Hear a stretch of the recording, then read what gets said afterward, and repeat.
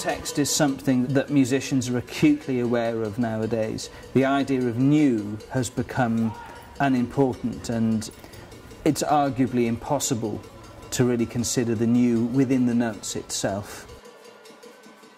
We had an idea that emerged to create a specialist option for musicians that could adapt to partnerships and events. We worked with 24 students and we set them a task based upon a very direct and rather simple question, which is, what happens to your practice when it enters the gallery space?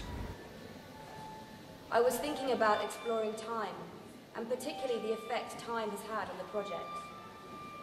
Did I restrict your thought process? And particularly the effect time has had. Some students said, am I going to be a painter? Am I going to be making art? And we said, no, you will still be a musician, you will still be a composer, but we're going to transplant your practice into the gallery space. So there was a question, what's it like to be put on an empty plinth? The plinth is a stage. It's a relatively small stage in physical dimensions, but it's a relatively large stage in the place that it is in Trafalgar Square. And so metaphorically, everyday things become extraordinary.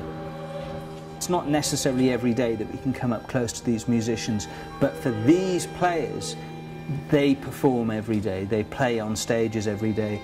So for them, the everyday was their normal practice, and the new context was to move either metaphorically onto the Fourth Plinth or into the gallery space.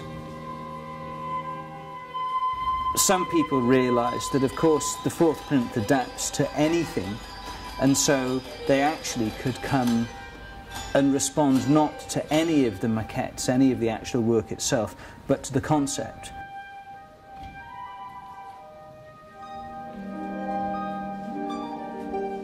If we think about the actual Fourth Plinth in Trafalgar Square, and we think about Anthony Gormley's people having an hour each, some people did, interesting and outrageous things. For me, some of the most interesting ones were people who did quite ordinary things, but they were on show and they became objects of art.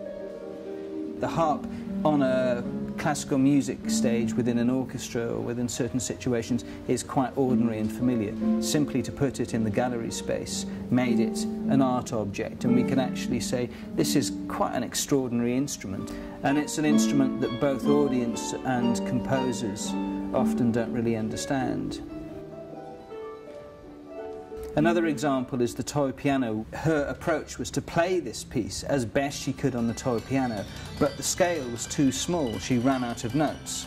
And so what you witnessed was someone who was kind of fighting to bring normality to a situation that was quite bizarre. This children's piano in a gallery, and she's trying to be the classical impressionistic pianist, and not able to do so by the limitations of the instrument. So I thought that was quite an interesting artistic statement that she made.